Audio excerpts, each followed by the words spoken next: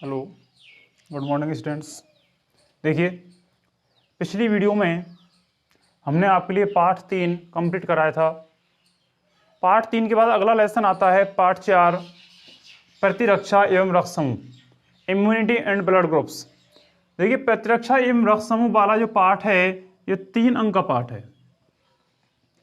इस पार्ट के अंतर्गत एक नंबर के 3 प्रश्न आते हैं। पेपर का जो खंड ए आता है उसमें आपके में 11 क्वेश्चन आते हैं। उन 11 क्वेश्चंस में 3 प्रश्न इस पार्ट से आते हैं, एक नंबर के। इस पार्ट से कोई बड़ा प्रश्न नहीं आता है, छोटे छोटे प्रश्न आते हैं, 3 एक नंबर के आते हैं। तो छोटे प्रश्नों पर ज्यादा फोकस करना हमें इस पार्ट में। पार्ट है प्रतिरक्षा एवं रक्त समूह। देखिए, हमारा जो शरीर होता है, मानव जो शरीर है, ये मानव शरीर प्रतिदिन अर्थात डेली अनेक प्रकार के रोगाणुओं के संपर्क में आता है। अनेक प्रकार के रोगाणुओं के संपर्क में आता रहता है, लेकिन फिर भी क्या हमारा शरीर रोजाना रोगग्रस्त होता है?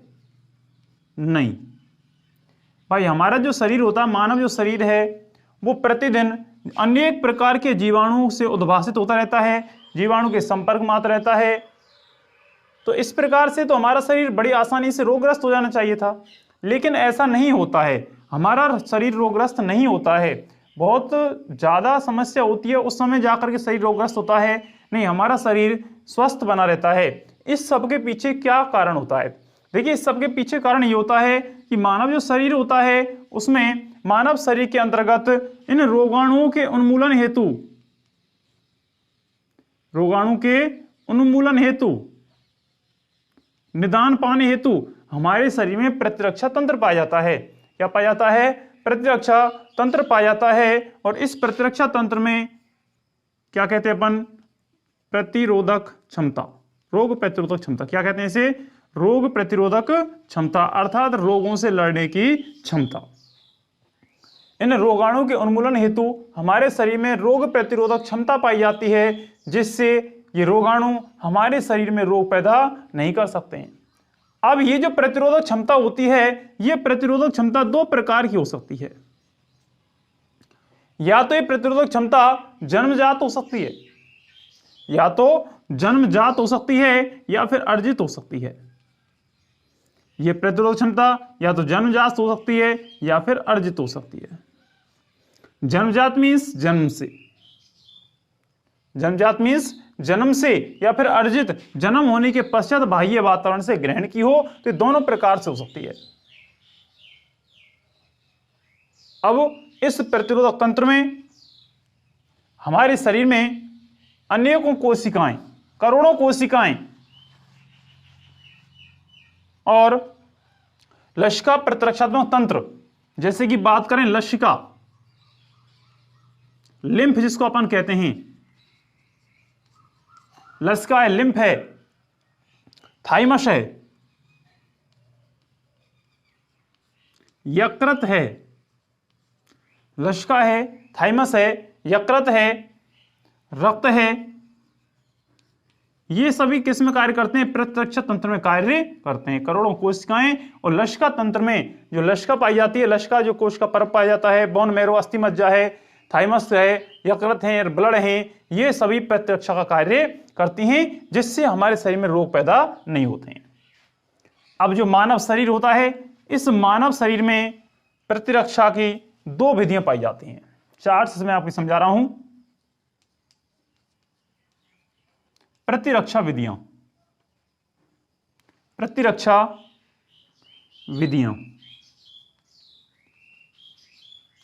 देखिए, प्रतिरक्षात्मक विधियां 2 प्रकार की होती हैं।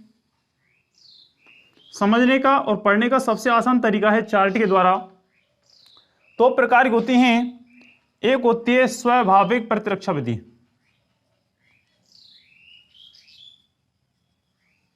स्वाभाविक प्रतिरक्षा विधि,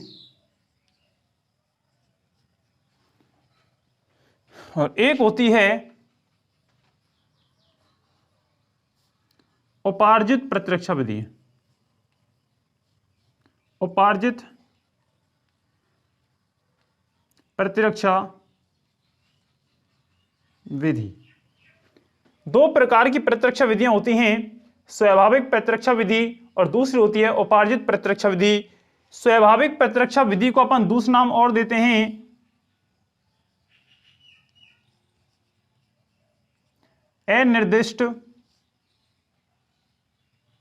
अनिर्दिष्ट या सामान्य प्रतिरक्षा विधि।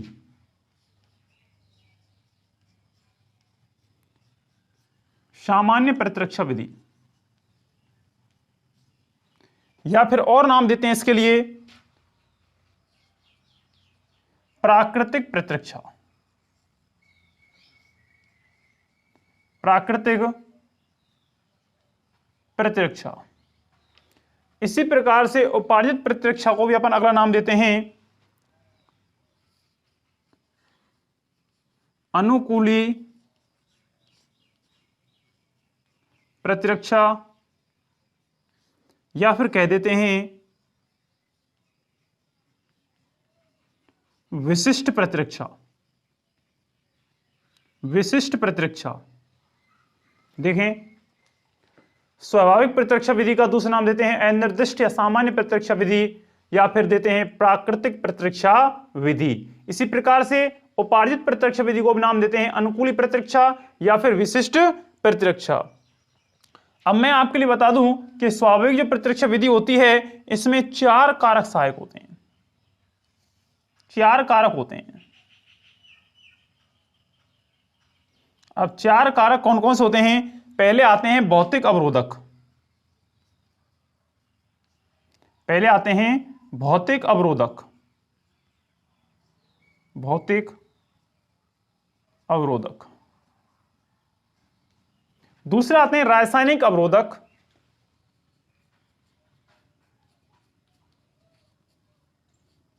रासायनिक अवरोधक। तीसरे आते हैं कोशिका अवरोधक। कोशिका अवरोधक। और चौथे आता है ज्वर या सूजन आदि। भौतिक अवरोधकों में आते हैं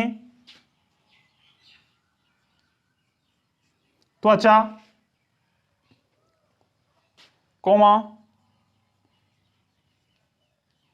नासिका छिद्रों, त्वचा, नासिका छिद्रों तथा अंगों में पाए जाने वाले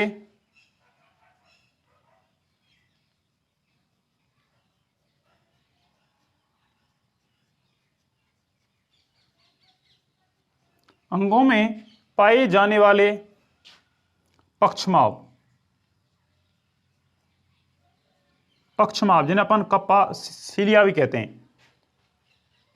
एक श्लेष्म उपकला।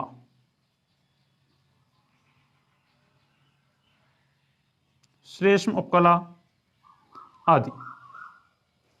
रासायनिक अवरोधक। रासायनिक अवरोधक में आते हैं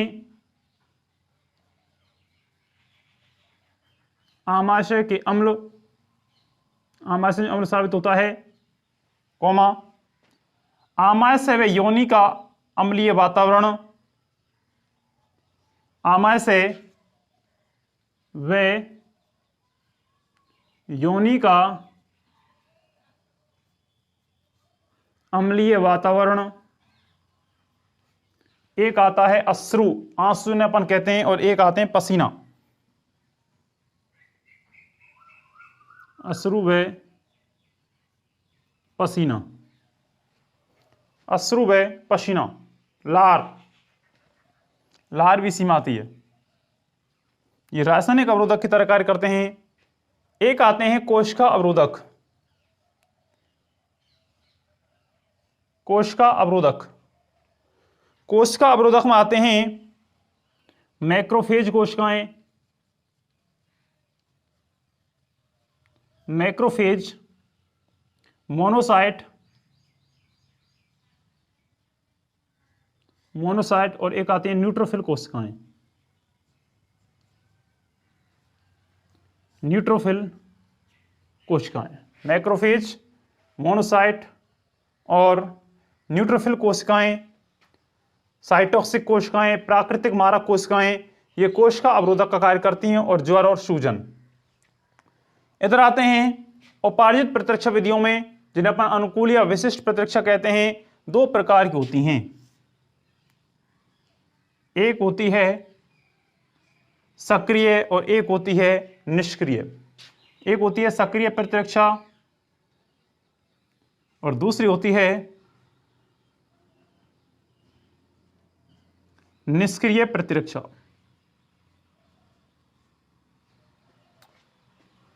दोबारा से देखें, प्रतिरक्षा विधियां दो प्रकार की होती हैं, स्वाभाविक प्रतिरक्षा विधि और दूसरी होती है उपार्जित प्रतिरक्षा विधि। यह स्वाभाविक जो प्रतिरक्षा विधि होती है यह जन्मजात होती है। यह बच्चे में कैसे होती है? जन्मजात होती है, जन्म से होती है इसके साथ में। इसको अनिर्दिष्ट या सामान्य प्रतिरक्षा विधि भी कहते हैं और प्राकृतिक प्रतिरक्षा भी इसे कहा जाता है। अब इसकी बात यह आती है कि इस स्वाभाविक प्रतिरक्षा विधि को सामान्य प्रतिरक्षा क्यों कहते हैं?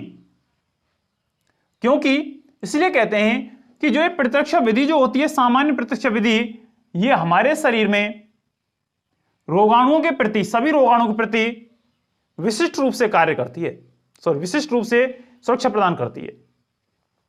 स्वाभाविक जो प्रतिरक्षा विधि होती है सामान्य इसलिए कहते हैं क्योंकि स्वाभाविक प्रतिरक्षा विधि हमारे शरीर में रोगाणुओं के प्रति विशिष्ट रूप से रक्षा प्रदान करती है, इसलिए इसे हम सामान्य प्रतिरक्षा विधि का नाम देते हैं। ये सभी प्रतिजनों के विधि प्रति समान रूप से कार्य करती है। ऐसा नहीं है कि किसी एक प्रतिजन के विरुद्ध कार्य करे और प्रतिजन के विरुद्ध कार्य नहीं करे। ये हमारे शरीर में सभी प्रतिजनों के विरुद्ध समान तरीके से कार्य करती है, इसलिए इसे अपन सामान्य प्रतिरक्षा विधि भी कहते हैं। अब जो स्वाभाविक प्रतिरक्षा विधि होती है इसमें चार कारक काम आते हैं। चार कारक आते हैं स्वाभाविक प्रतिरक्षा विधि में। पहले आते हैं भौतिक अवरोधक, दूसरे आते हैं रासायनिक अवरोधक, तीसरे आते हैं कोशिका अवरोधक और चौथे आते हैं ज्वर व सूजन। देखिए, भौतिक अवरोधकों में आते हैं त्वचा है, नासिका छिद्रों और अंगों में पाए जाने वाले पक्षमाव, सीलिया जो होते हैं। श्लेष्म जो उपकला जो होती है वो भी इसमें काम आती है। रासायनिक अवरोधकों में आते हैं आमाशय में जो अम्ल स्रावित होता है, इसमें HCl आता है। आमाशय और योनि का जो अम्लीय वातावरण होता है, अम्लीय माध्यम जो होता है, वो भी रासायनिक अवरोधक का कार्य करता है। हमारी आंखों से निकलने वाले अश्रु जो होते हैं, लार जो होती है, पसीना जो होते हैं, ये भी इसका कार्य करते हैं। एक आते हैं कोशिका अवरोधक।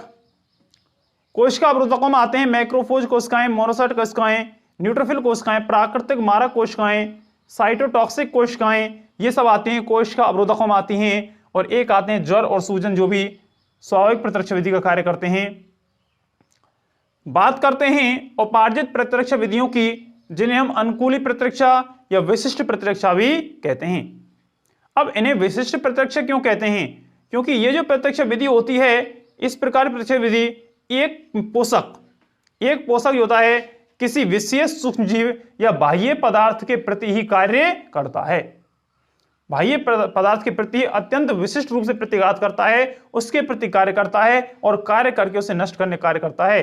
इस प्रतिरक्षा जो होती है, कौन सी? विशिष्ट वाली।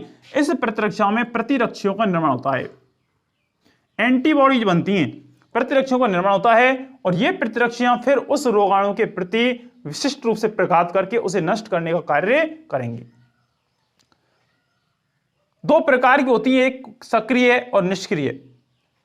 देखिए, सक्रिय जो प्रतिरक्षा होती है, इस प्रतिरक्षा में शरीर प्रतिजन के विरुद्ध स्वयं प्रतिरक्षाओं का निर्माण करता है। सक्रिय प्रतिरक्षा में शरीर जो होता है हमारा, वो उस विशिष्ट प्रतिजन के प्रति हमारे शरीर में विशिष्ट प्रतिरक्षा का निर्माण स्वयं करता है और उसे नष्ट करता है, जिससे हमारा शरीर कैसा रहता है? स्वस्थ रहता है। दूसरी बात आती है निष्क्रिय प्रतिरक्षा। निष्क्रिय जो प्रतिरक्षा होता है, इसमें एक विशेष प्रकार की प्रतिरक्षी को, इसमें एक विशेष प्रकार के प्रतिजन को हमारे शरीर में बाहर से प्रवेश करा जाता है और प्रवेश करने के पश्चात उस शरीर में उस प्रतिजन के विरुद्ध प्रतिरक्षी का निर्माण होता है। इसमें एक शब्द आया था CMI। जिसका पूरा नाम होता है कोशिका माध्यित प्रतिरक्षा। पेपर में प्रश्न पूछ लेता है 1 नंबर का यहां से, CMI का पूरा नाम क्या है? तो ध्यान रखें, कोशिका माध्यित प्रतिरक्षा, cell mediator immunity, cell mediated immunity, कोशिका माध्यित प्रतिरक्षा। तो ये थी आपकी प्रतिरक्षा की विधियां। पेपर में यहां से उदाहरण पूछ लेता है आपसे, कई बार प्रकार पूछ लेता है, 1 नंबर का क्वेश्चन कहीं से यहां से पुटअप कर लिया जाता है। चलिए आगे चलते हैं।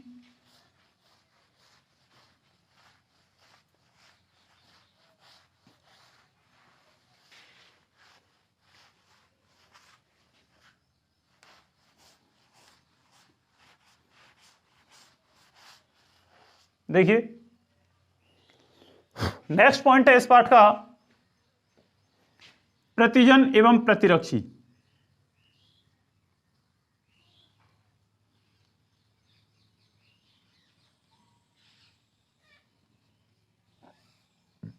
इंग्लिश में कहें तो एंटीजन एंड एंटीबॉडी।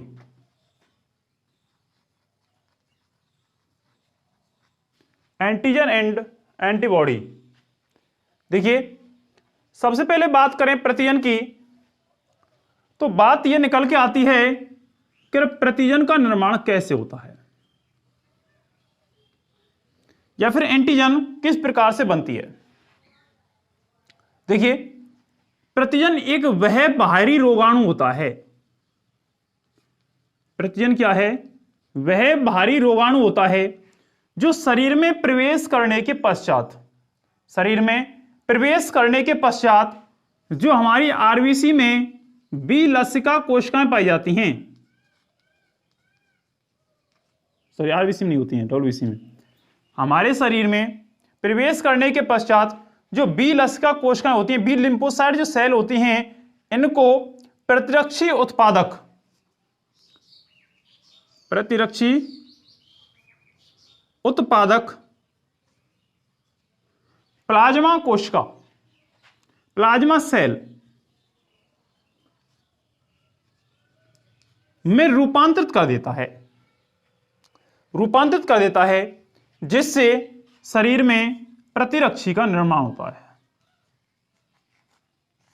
प्रतिरक्षी का क्या होता है? निर्माण होता है, या प्रतिरक्षी उत्पादन हेतु प्रेरित करता है तथा विशिष्ट रूप से उस ही प्रतिरक्षी पर क्या करता है? क्रिया करता है।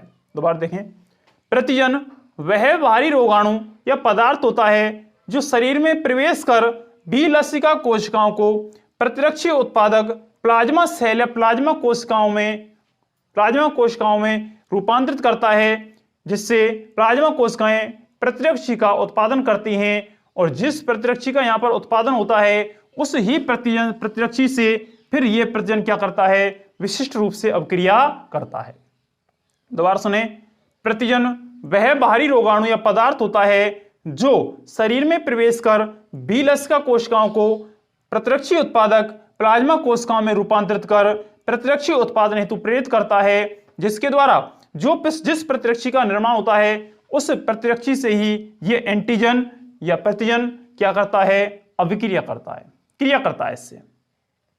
दूसरी बात करते हैं प्रतिरक्षी की, तो प्रतिरक्षी वह प्रोटीन होती है जो देह में उपस्थित, अब इसी को समझेंगे अपन जो अभी लिखा था। प्रतिरक्षी क्या होती है? एक प्रकार की प्रोटीन होती है। प्रतिरक्षी क्या एक प्रकार की प्रोटीन होती है?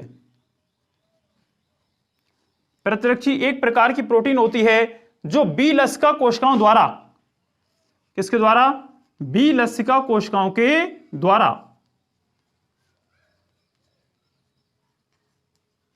बी लसिका कोशिकाओं के द्वारा किसी प्रतिजन से अनुक्रिया के कारण निर्मित होता है। भाई प्रतिजन ने क्या किया था पहले कि बी लसिका कोशिकाओं को प्लाज्मा कोशिकाओं में रूपांतरित किया था। प्लाज्मा कोशिकाओं ने किसका निर्माण किया था? प्रतिरक्षी का निर्माण किया था। अपन उल्टी परिभाषा पढ़ रहे हैं, प्रतिरक्षी निर्माण कैसे होता है? तो प्रतिरक्षी एक विशेष प्रकार की प्रोटीन होती है जो बी लसिका कोशिकाओं द्वारा किसी विशेष प्रतिजन की अभिक्रिया के द्वारा क्या होता है? इसका निर्माण होता है, और ये प्रतिरक्षी उस विशेष प्रतिजन के साथ अभिक्रिया करके विशिष्ट रूप से संयोजित हो जाती है। यह संयोजन प्रतिजन की संरचनात्मक विशिष्टता पर निर्भर करता है। बात करें अपन प्रतिजन की विस्तार से, देखिए एक छोटा सा प्रश्न यहां पर बनता है कि प्रतिजन का आणविक भार कितना होता है। प्रतिजन का आणविक भार कितना होता है, 1 नंबर का प्रश्न बनता है यहां से, तो आप ध्यान रखें। प्रतिजन का आणविक भार 6000 डाल्टन, प्रतिजन का आणविक भार 6000 डाल्टन या इससे अधिक होता है।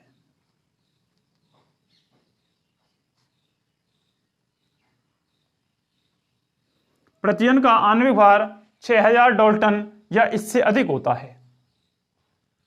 अब ये जो प्रतिजन जो होती है, एंटीजन जो होता है, विभिन्न रासायनिक संगठनों के होते हैं।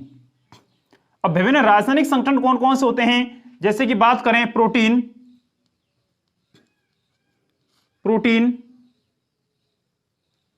पॉलीसैकेराइड, प्रोटीन है, पॉलीसैकेराइड है, लिपिड हैं,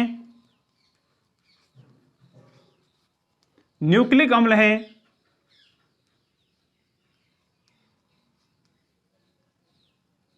आदि। प्रतिजन विभिन्न रासायनिक संगठनों के होते हैं, जैसे प्रोटीन है, पॉलीसैकेराइड है, लिपिड हैं, न्यूक्लिक अम्ल हैं। कभी कभी शरीर के अंदर की जो कोशिकाएं होती हैं, ये शरीर के अंदर की कोशिकाएं, जैसे कैंसरग्रस्त कोशिकाएं, विषाणु संक्रमित कोशिकाएं, ये कोशिकाएं भी हमारे शरीर में प्रतिजन के तौर पर कार्य करना प्रारंभ कर देती हैं।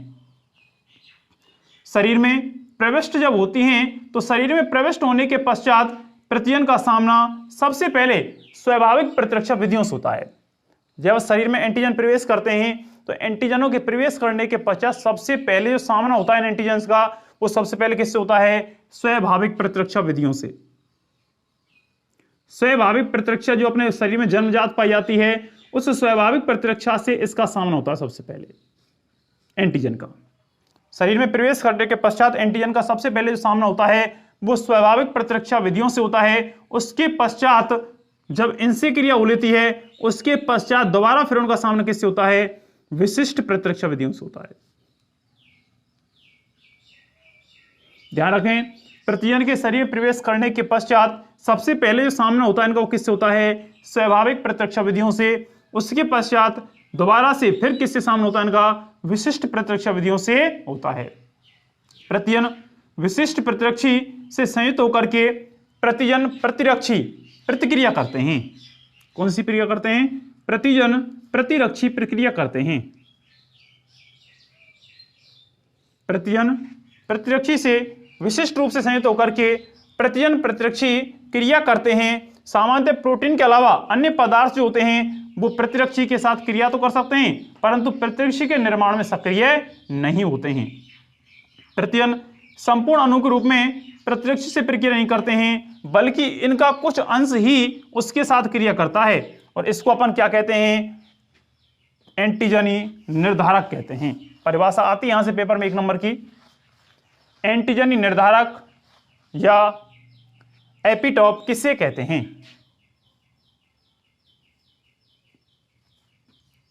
एंटीजनी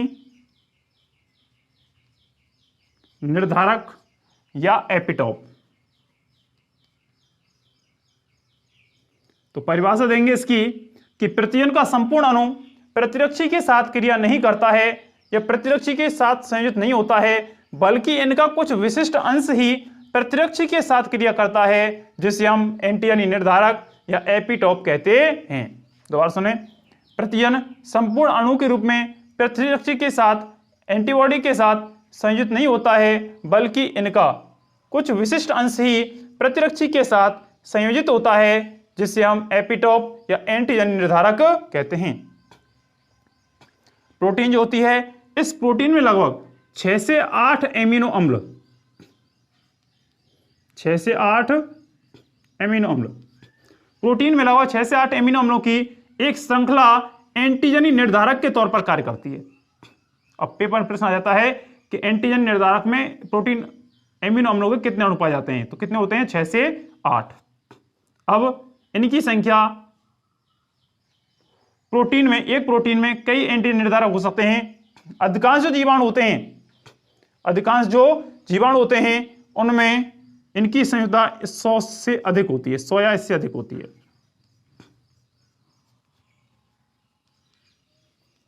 एक प्रोटीन जो होती है उसमें एंटीजन निर्धारक की संख्या एक या अधिक हो सकती है, जिसे अपन एंटीजन की संयुक्ता कहते हैं।